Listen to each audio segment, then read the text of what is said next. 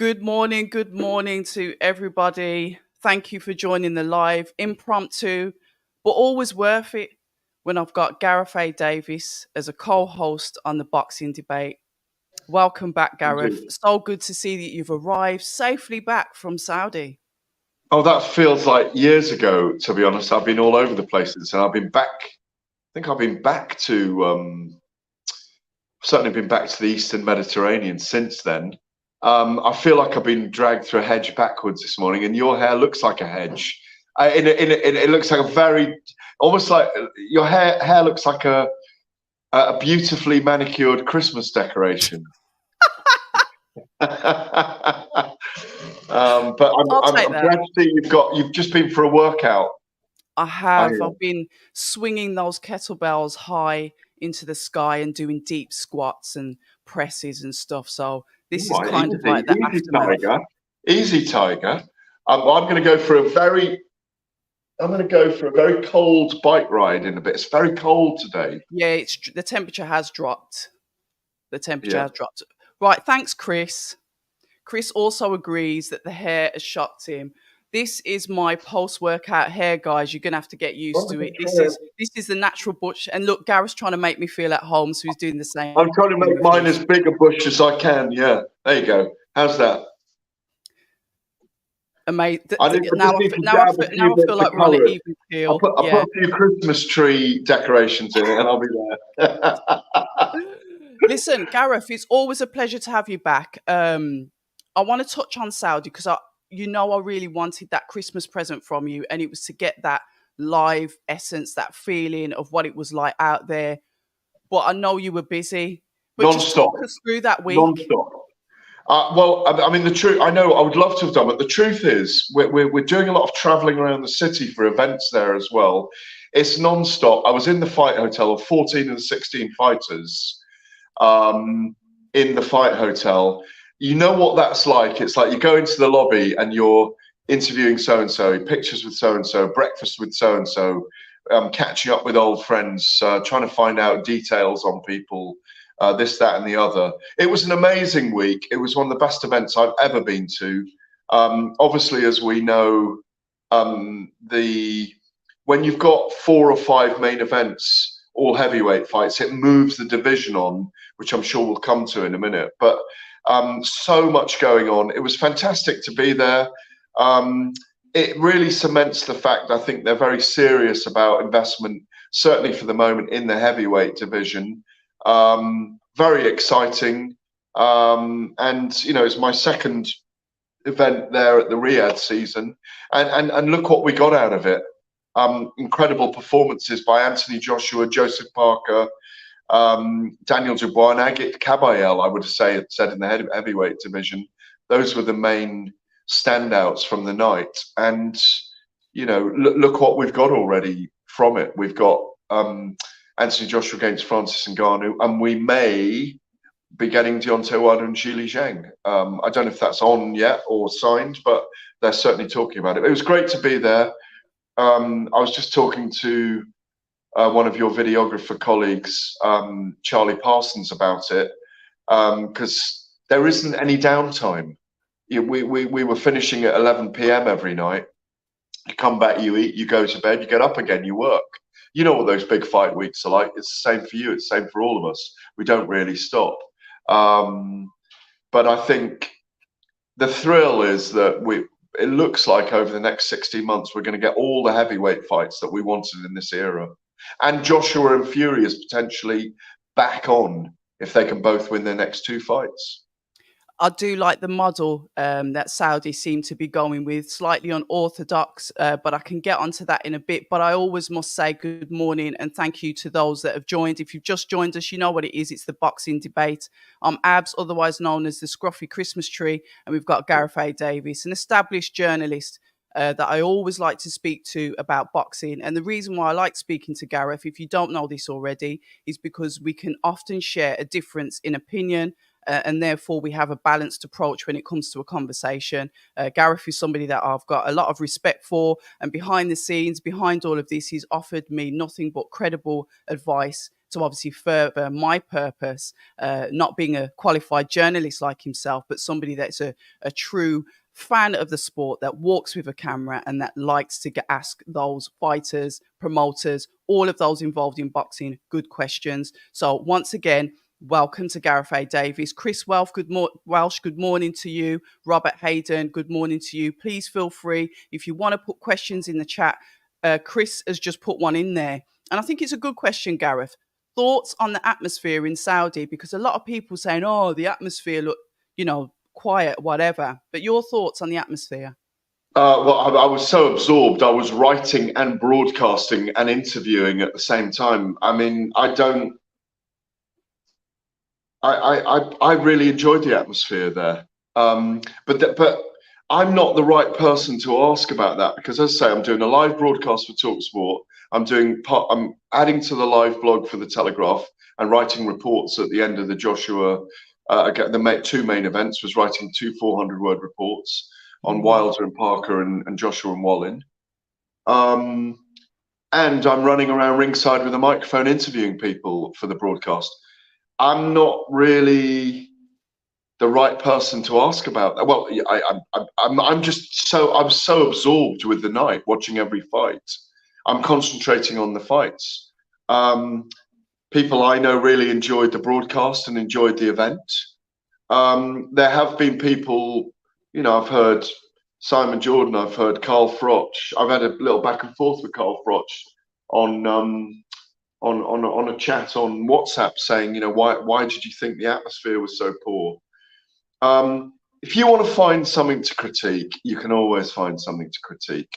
Obviously, it's only the second major event there under the auspices of this current thing with Queensberry and His Excellency Turki Al-Sheikh, the GEA, the General Entertainment Authority. It was a smaller arena this time. It wasn't the full 30,000.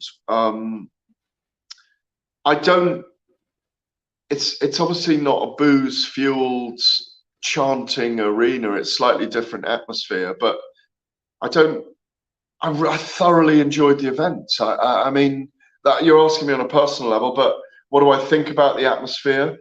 Obviously, atmospheres translate to television and radio, and people at home, some people at home don't enjoy the fact it might have sounded a bit muted. I haven't watched it back on the broadcast. But I'm in the business of celebrating what we've got going on, not what we haven't got going on. I think Joshua and Wallin, we do get a different atmosphere, perhaps in Vegas, in the stadium in the O2, in the stadium in the UK, but it's going to grow. It's just the beginning there. So I don't know. I just don't focus on the negatives. I never have focused on the negatives. I don't know what are people complaining about the atmosphere they saw on television. So if they're screaming and shouting on TV, it makes the fight better. I don't really understand. I don't get it. I just don't. What it is, I tell you what it is. It's a tacit criticism of events taking place in Saudi Arabia. That's what people are doing, and it's because they're either not there or they're not involved, perhaps. But the thing to celebrate is that we are getting the fights. Yes, money speaks. Money does talk. It's a professional sport. We are getting the fights we wanted, and that's the be all and the end all for me at the moment. We are finally getting fights that weren't being made. We've got promoters working together where they weren't working together before, i.e. Eddie Hearn, Shelley Finkel, manager Shelley Finkel, Frank Warren. It's brilliant. That's the way I see it. I mean, what's your view on the atmosphere? What did you think? Well, I was like you, because I was doing a live watch along. I wasn't absorbing what was outside the ring. I was only absorbing what was going on inside. And say in between rounds, I'm trying to listen to what the corner advice. One of those is the corner of Deontay Wilder, because I was like, what advice is he getting in the corner? So I wasn't concerned at all with the outside atmosphere. So I can I get where you're coming from. I get it. Some people like to hear the cheering and stuff. You know, they like to hear that, but I was that engrossed in the fights itself and what was going on in the corner. I wasn't paying any attention at all to what was going on outside the ring. Yeah, I mean that's it, and that was, you know, a negative that people needed to find for it. It's because there's change. People don't like change, and there is a shift going on, you know, in terms of the big fights being made in the Middle East, and that's just the way it is. I mean, the UFC went to Abu Dhabi and signed a deal there with Abu Dhabi a few years back. There's going to be a UFC event in Saudi and on March 2nd as well. The PFL, Professional Fighters League, have signed with them. It's just part of the shift at the moment that's going to a different part of the world. So it is culturally different. You haven't got people in the bar beforehand having a drink and going to the fights, and maybe that will change going forward. Who knows? But at the moment, drinking is not legal. Drinking alcohol's not legal in Saudi Arabia. There aren't bars there. I tell you what, there was this time. I think a bigger media turnout for the event. I think it seemed to me there was more media over there than last time. And it felt very, very big anyway. And I think you've heard it from Frank Warren and Eddie Hearn, who have been involved in enormous events. That it's, you know, arguably one of the biggest, if not the biggest event they've ever been involved in. When you were there, obviously to the lead up, you were there at the British leg of the press conference, and it's a fight that I do want to talk about. That stood out to me. I did think that Parker was going to win because I know that Deontay Wilder can afford to lose rounds because of his backhand. One of the key components in what Parker was saying is that he was told to avoid the backhand, which I saw him do quite credibly. He nullified it, and Deontay Wilder just couldn't land it. Your thoughts on speaking with Deontay Wilder, and then seeing his performance in the ring? What was it? Because we spoke about that ayahuasca, and now that's like headlined. Maybe he shouldn't have took that because now he's sort of like away with the fairies, one for a better word. But your thoughts on that, Gareth? Well, no, I don't think it's anything to do with that. I think his growth as a person. I don't think it's taken away what he is as a fighter. I think he's 39 this year. He may have had something taken out of him in those last two fights with Tyson Fury. I agree. Certainly the second fight, he got knocked around. Third fight was a very tough fight. Ditto with Fury. It might have taken a lot out of Fury, that third fight with Deontay. Yeah. I say he's 39 this year. He's not a technical boxer. He's a knockout artist. Yeah. He is and always will be the Alabama Slammer for me. I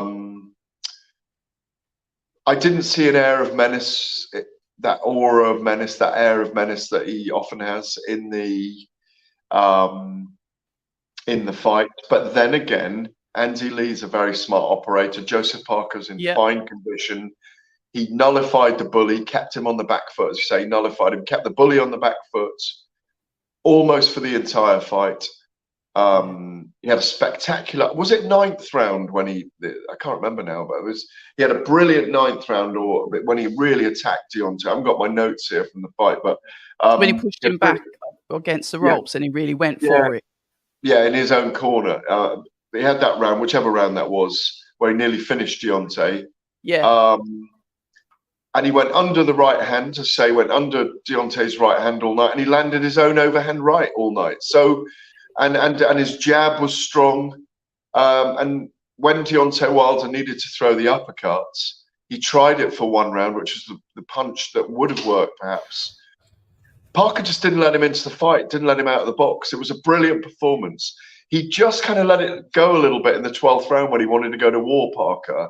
And he got caught a couple of times in that 12th round, and he settled back into the rhythm that he'd had for the rest of the fight. Great game plan, great discipline, out-technique Deontay. And people have pointed out, and I do agree with this, against Tyson Fury, against Luis Ortiz, and against Joseph Parker, elite boxers, Deontay has struggled. Even though he beat Ortiz, obviously, and he never beat Fury, and he hasn't beaten Parker. And I think it's more technique. I still think if they make this Deontay Wilder-Zhilei Zhang fight, I'm still fascinated to see how Deontay does. And again, Zhang is a tricky, difficult southpaw operator who creates angles for punches. And this may be Deontay's last fight. But if he wins it and he looks spectacular, he knocks out a guy who's 40, then we've got those big fights on again. Joshua fights on again. A rematch of Parker might be on again. A fight with Ngannou might be on again. So, yes, we have to judge him on his last performance, but I don't think we should be calling it his last performance. Ever. Yeah, I mean, fair enough. So Daniel Dubois with Jarrell Miller. I was personally truly happy for Daniel because obviously, you know, the nicknames he's been called Triple Knee, you know, the quitter, the this, the that. And I know that he felt like he had a lot to prove in there. And that was one of the things he said, you know, when he got that win, I've proved the doubters, you know, you could see that it really affected him. And I think sometimes, you know, the fans, and I can speak from a fan's point of view, we're so harsh on the boxers. We don't realize the mental effects it does have on them. And at the end of the day, they are getting in there for our entertainment. But your thoughts on, you know, Daniel Dubois and how he fared against the beast, the $30,000 bondsman himself, Jarrell Miller. Yeah, I mean, I've never heard triple knee before. That's why I giggled there, but I think it's very unfair. Triple knee. I mean, he put in a brilliant performance, I thought. Rite of passage for him. That was a real rite of passage fight. From rising young star to a player in the division, in my view. I mean, someone else used the expression before me, but it must have been like punching a really large sofa all night because Jarrell Miller just absorbed so many of those punches. And Jarrell had charmed the media all week, by the way. You and I spoke on Saturday night about Jarrell's situation at the moment. You know, obviously his car's been impounded and a lot's being made of that. It's nothing to do with boxing, in my view. Let me clarify that first of all.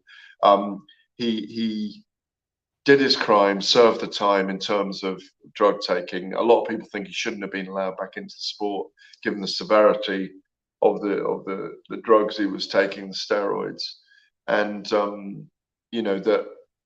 But I think he took his opportunity in that fight as well. I think he gave his all. The two men had massive respect for each other afterwards. But Daniel Dubois really came after 5 or 6 rounds in that fight. You wondered whether he was going to come through it. And I had picked Jarrell Miller to be very dangerous for him and maybe win the fight. But Daniel Dubois came back in the last 4 rounds of that fight and was brilliant, frankly. I think it's onwards and upwards for him. There's a rematch there with Joe Joyce if he wants it. That's a good fight right now. Wouldn't be surprised if that happened. There's an Agit Kabayel fight there. There's lots of fights for him. And again, he, as I said at the top of our chat, he's, because of the manner of his victory, because of what he went through in the fight. And Jarrell Miller is a very, very tough fighter who can absorb an awful lot of punishment, and probably one of the few characters in the world that could make Daniel Dubois look like a medium, because like he's a large man, but he looked like a medium in there against Jarrell Miller, didn't he? So it was fascinating. Again, it was one of those fights where after 3 rounds, you were just watching a torrid, entertaining affair. I mean, that could have been the main event on any card in the world at any point of the year, and it would have been a memorable end to the night. So, you know, we had whatever it was, 3 fights to come after that. So, no, it's brilliant performance by Daniel Dubois, and I think he's put himself in the frame. I've got him around 7 or 8 in the world right now. Interesting. Let me just go back to the chat. I think Robert Hayden says, I think we're all getting used to our new normal as more fights happen in Saudi. It used to be all about the stadiums, and that comes with its own atmosphere, but times are changing. Very good comment. Morning, Cornell. MB Wilder finally getting exposed for the fraud he is. Straight for the jugular. Malcolm Marcel, good morning. You stop alcohol in any venue in the UK and see if they're an atmosphere. It's just a cultural thing. Bruce from overseas, good morning, Bruce. Triple D needs to beat Joyce and take that staying off his record. Good morning. Yeah, that's a very good point. I'm happy for Daniel. I think he works really well with Don Charles. I think that's had a massive improvement on his character, his confidence. Just as a person, he's talking more. You know, fair enough. Everyone said he rehearsed the comeback for Jarrell Miller. He was rehearsing that for days, or Frank Warren Ghost wrote it for him. Either way, it's still good to see that personality in Daniel Dubois. But we've got to move on to the main event, Otto Wallin versus Anthony Joshua. And what I want to cover is, I said that I believe, you know, from I think it was the weigh-in, I'd made up my mind that Anthony Joshua was going to really hurt him. I did feel confident that he'd do it. A lot of people were saying that this fight was a banana skin. I didn't believe that it was. I thought that Joshua would control it quite well. A few people were saying, oh, he might not do it, or it could go to a controversial points decision. But then he wins, and he forces Otto to retire on his stool due to facial injuries, and he can't carry on. Then we hear the comeback is like, well, it should have been a banana skin, but, you know, Joshua has sparred him several times. It's almost like the backpedaling. It's almost like still we can't give Anthony Joshua the credit. And this is me being as neutral as I can. It's almost like there always has to be a reason in why he won, not just that he was the better boxer, not just that he really put it on Otto Wallin. But your thoughts, you were there. And my thoughts, well, first of all, I don't, to your comments from your fans, I don't think we should call Wilder a fraud, you know, because and I don't think he says Wilder is a fraud, but what he is, he's not a technical boxer. He's just a very, very big puncher.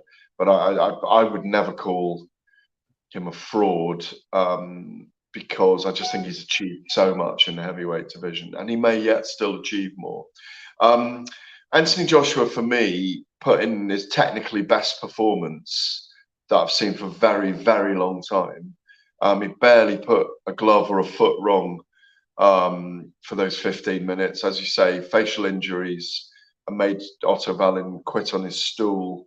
The corner withdraw him at least after 15 minutes. It was pugnacious and aggressive, and forward, as well as being technically proficient. I'd spoken to Ben Davison in the week, and didn't use any of his quotes till my Saturday fight preview. And he did exactly what Ben Davison said he was going to do, which was know exactly what to do against Wallin. They'd gone through a strategic game plan. He needed to implement it. I think he did it very powerfully. As I say, I think he barely put a foot wrong. And I thought it was a very powerful statement by Joshua that he was back, and I think he is back in the big time. You know, you can judge after the event and say, well, Otto Wallin was useless. He didn't look right. He didn't look like he had any strength. But Joshua had to go out there and impose himself. And I think it reflects well on him, and I think it reflects well on the relationship with Anthony Joshua and Ben Davison, and I hope they stay together. And I've already had a few exchanges with Ben about the Ngannou fight. They don't see it as a simple, easy fight. They see it as there are going to be difficulties in that, and he's got to go in there.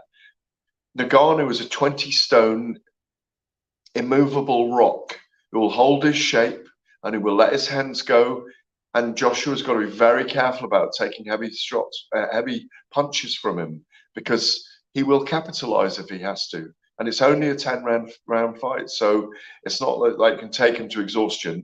I still think for 3 or even 4 rounds, Ngannou's going to be very, very dangerous, especially if Joshua hasn't imposed himself. But he's got to do exactly what he did against Otto Wallin. Make it his fight. Make it his space. And Ngannou's going to exchange with him.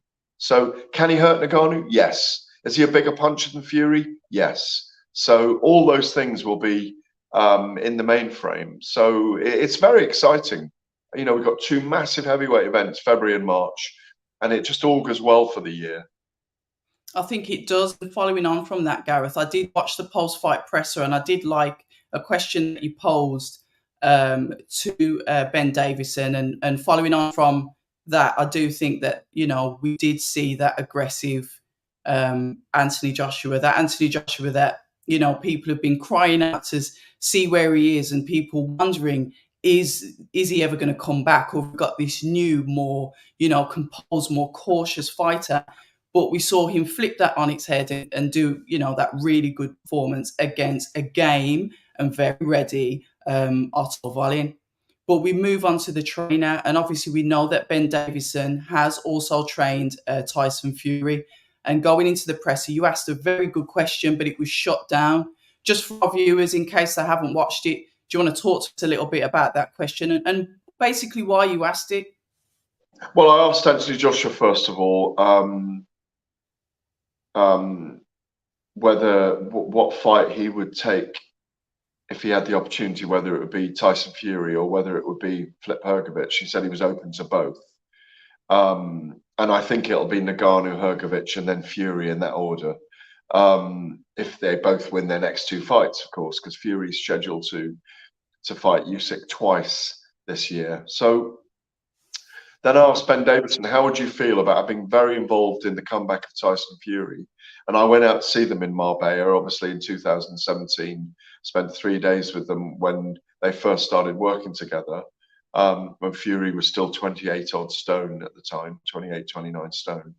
How he would feel about training Anthony Joshua for a Tyson Fury fight. And he said, I really don't want to answer that in this moment. Obviously, he's very close to Tyson Fury. They will always be very close friends. And it's probably a very difficult thing for him to contemplate at the moment. He may even not do it. There's a possibility that he might not train Anthony Joshua for Tyson Fury. We don't even know if that fight's going to happen yet. Yeah, but hypothetically. But I think he might struggle to do it. But then again, I've said to him, but at the end of the day, it's a sport.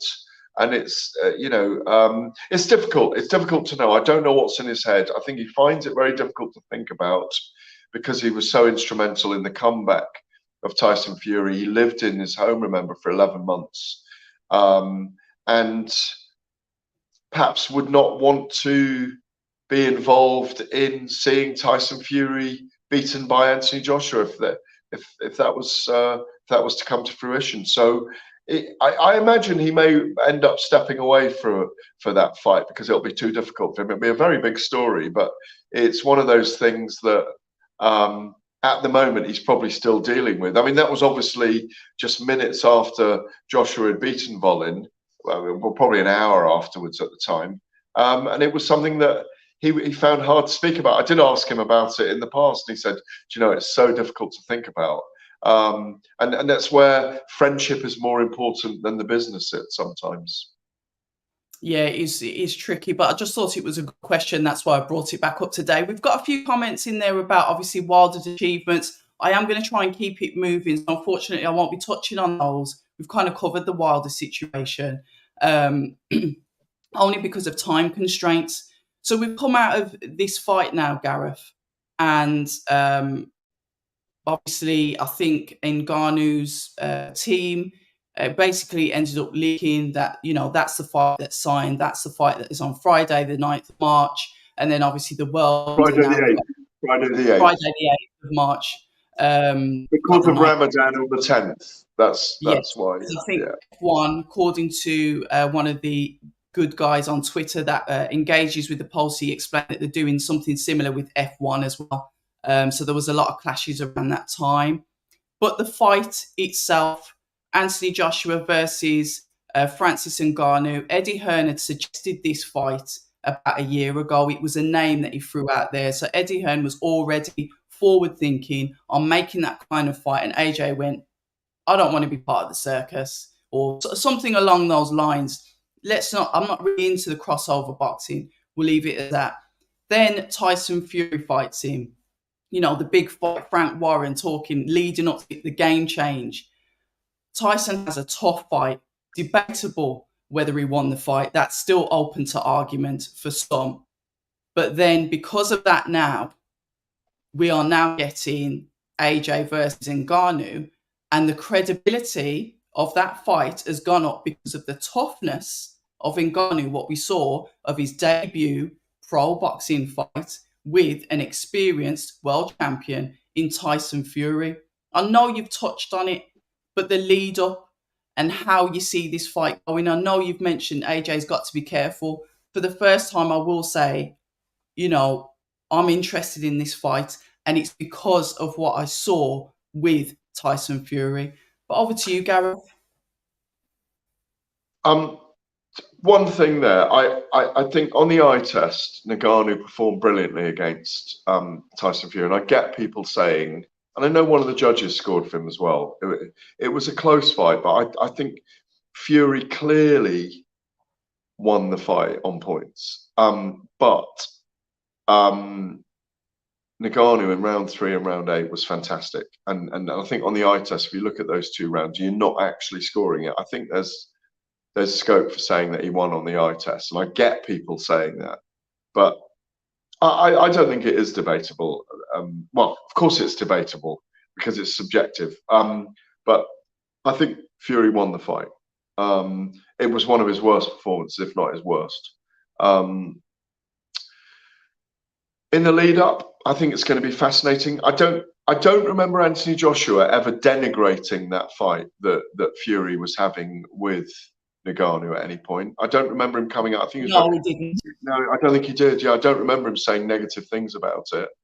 Like you say, Eddie teased that fight a year ago, but Eddie teased a lot of fights for Anthony Joshua. It's absolutely understandable that they thought about having that fight with Ngannou anyway. It's a big fight. Deontay Wilder and Ngannou is a big fight as well. Any heavyweight champion or big puncher against Ngannou is honestly, we could still see it. We could still see that fight. And don't write Ngannou off. He could cause a massive upset. There's an extraordinary arc in his life. There's an amazing storyline in his existence. He's emblematic of survival and change and success and achievement and overcoming the odds. It's in him. It's in his bones. And he's a wonderful human being as well. He's a very unusual human being, Francis. I mean, I stayed in the same digs. I won't say digs. It was a bespoke hotel in Riyadh. Yeah, in a residence. I stayed in the same residence when he was fighting Tyson Fury, and met many members of his family, probably 7 or 8 members of his family during that fight week. And they're an extraordinary family. They've been through an awful lot. So don't ever write him off. There's something special in him. And I think in the build up to this, and I think this is where Ben Davidson and others will be instrumental, they will be going very deep into Anthony Joshua and saying, just remember what Ngannou could achieve here with victory over you. Look what he did against Tyson Fury when nobody really gave him a chance of winning the bout. Yes, he was going to be dangerous early. Yes, he was probably going to gas out, and yes, Fury was probably going to stop him. That's what most people thought. But as I said, he's an immovable object. He's a force, and Joshua's got to be very compact, very tight, and he's got to hit him with a lot of punches. It wouldn't surprise me to see him stop him in 6 or 7 rounds. But he's got to go out there and execute, really execute strongly. Because this guy Ngannou is dangerous. He is the predator, and he's the predator of the heavyweight division right now. When you talk about, going out there and executing and possibly stopping Ngannou. I've often said that this fight is the measuring stick for Tyson Fury. I do feel like the Saudis have got this final image in their head, and it's actually, Fury versus Joshua. Fair enough, there's fights to come. We don't know how they're going to turn out. But I almost see like this roadmap is to see how Anthony Joshua does or fares against opponents that Tyson Fury has had to obviously build that fight. I mean, do you see it like that, or you just see it as like, Saudi putting on the best fights that they can, that they see? It's part of the barroom chat of boxing. It's part of what fans do. It's a sport of opinions, but styles make fights as well. And Fury's style is never going to be good for Anthony Joshua. Like Usyk's style was never good for Anthony Joshua.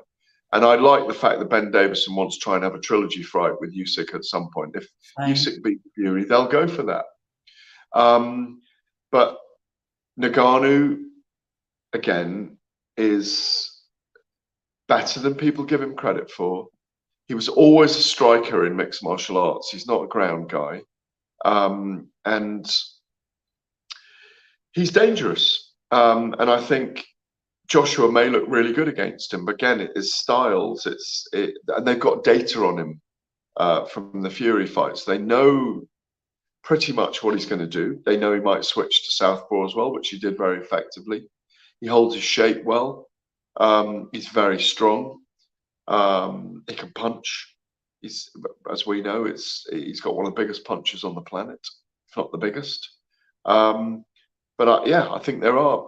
We're always going to make comparisons. We will always make comparisons between what Fury's done against certain opponents and what Joshua's done. That's why this victory over Otto Wallin was so big for him, because Wallin caused Fury problems, even though he cut him that horrible gash above Fury's right eye in that fight, caused him enormous problems. Because when that happens to a fighter, they are in crisis in that moment, and Wallin was brilliant that night. So it wouldn't surprise me at all. And if we see Deontay Wilder and Joshua before we see Joshua and Fury, there'll be comparisons made with whatever happens with those two. Right now, you'd probably make Anthony Joshua the favourite against Deontay Wilder, even though in the past I'd picked Deontay Wilder to beat Anthony Joshua. A lot is changing, and the reason why it's changing in our views and in our opinions is because we're seeing these fights happen now, and our opinions may change a lot through the year, and they may change by the end of the summer.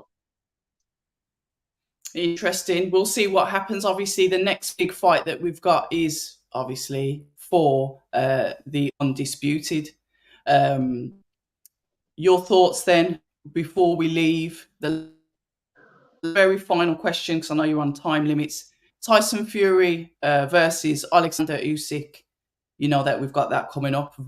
I'm really looking forward to that fight. I was more or less saying Fury, after I think Fury's going to do this, and I've been saying that for a while, but now I don't know. My opinion's slightly fading, and I'm more sitting on the fence. But finally, for myself, Gareth, your thoughts on that fight?